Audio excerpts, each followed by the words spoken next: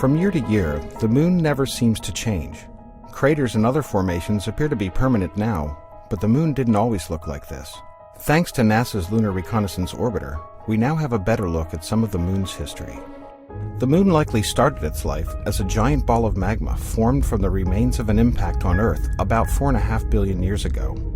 After the hot material collected into a sphere, the magma began to cool, eventually forming a crust on the surface of the moon with the magma just underneath. Around 4.3 billion years ago, a giant impact battered the moon's south pole, forming the South Pole Aitken Basin and sending debris as far as the opposite side of the moon. This impact marked the beginning of a period that would cause large-scale changes to the moon's surface. One by one, more huge collisions shaped the terrain, some forming large basins that would eventually fill in to become the dark-colored patches of the moon, known as maria. They began as normal craters, but soon started to change due to the size of the impact on the relatively thin crust. Because the moon had not yet fully cooled on the inside, lava began to seep out through the cracks caused by the impacts. The resulting volcanic activity spread lava throughout the craters, gradually filling them in and cooling. Because of the high iron content of the basalt in the rock, the maria reflect less light and therefore appear darker than the surrounding highlands of the moon. Around 1 billion years ago, volcanic activity ended on the near side of the moon as the last of the large impacts made their mark on the surface. The moon continued to be battered by other impactors, although they were much smaller than the objects that formed the largest basins. Some of the largest, most recent, and best-known impacts from this period include the Tycho, Copernicus, and Aristarchus craters, which are unique due to the complex system of rays that stretch out from the impact site. Finally, we arrive at the moon that we see today. Though the surface continues to be affected by impacts, the rate has slowed down drastically to the point where the moon appears unchanging to the human eye, as a permanent record of its own history, and a glimpse of how craters may have formed here on Earth.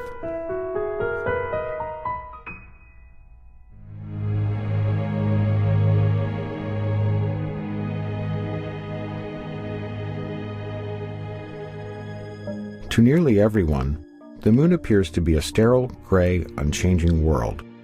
But while the moon has remained largely unchanged during human history, our own understanding of it has evolved dramatically.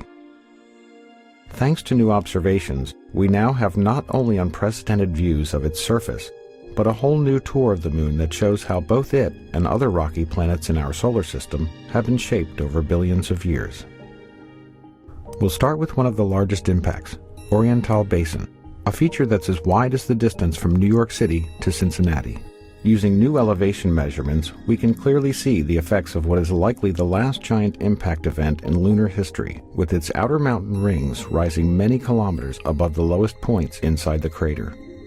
The interiors of some craters in the moon's polar regions, like Shackleton, haven't seen sunlight in over 2 billion years. However, new measurements have created our best yet maps of these types of craters, allowing us to see deep into the shadows of this surprisingly young-looking impact crater in the south that's more than twice as deep as the Grand Canyon. Some impacts are invisible for other reasons. Although the ancient South Pole Aitken Basin is difficult to see from orbit because it is so large, new LRO topography maps reveal the largest impact basin in the Earth-Moon system, measuring several kilometers in depth and around 2,500 kilometers in diameter. Only the Hellas Basin on Mars rivals it in size. One of the youngest large-scale impacts on the moon is the Tycho crater. This fresh crater may have formed only 108 million years ago, when dinosaurs roamed the Earth. We now also have an extreme close-up view of the crater's central peak, revealing a mountain with sharp edges, building-sized rocks, and a central boulder about the size of a baseball stadium.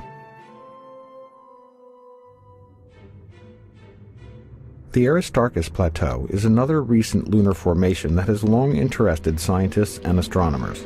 The crater itself formed in the same era as the Tycho crater, and what appear to be snaking river valleys were actually carved by ancient lava flows. Next, we arrive at Mare Serenitatis on the near side of the moon. In December of 1972, the crew of Apollo 17 landed in the Taurus Littrow Valley, marking the last time humans have visited the surface of the moon. With images from LRO's narrow-angle camera, we can clearly see the evidence of that visit. In this image, you can easily see the base of the lunar lander, along with the lunar rover, parked far from the blastoff zone. You can also clearly see the astronaut trails and the wheel tracks left on the lunar surface. We now head to the far side of the Moon, which cannot be seen from Earth. Our first stop is the Compton-Belkovich region, which shows evidence for young volcanic activity in the far side highlands. This feature is unique not only because it is isolated from other volcanoes in the area, but also because it is located nowhere near the Maria, where volcanoes are usually found. Also, on the far side we find the Jackson crater, which, like the Tycho crater on the near side, has an extensive and complex ray system. In fact, this crater is often considered to be like a twin to Tycho.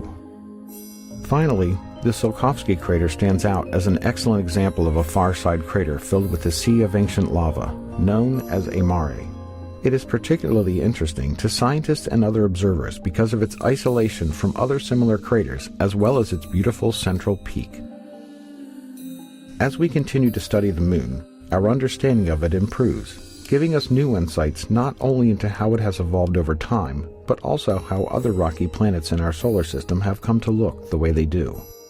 With new missions, new instruments, and new technologies, we will continue to improve our knowledge of the Moon and better understand the history of our solar system.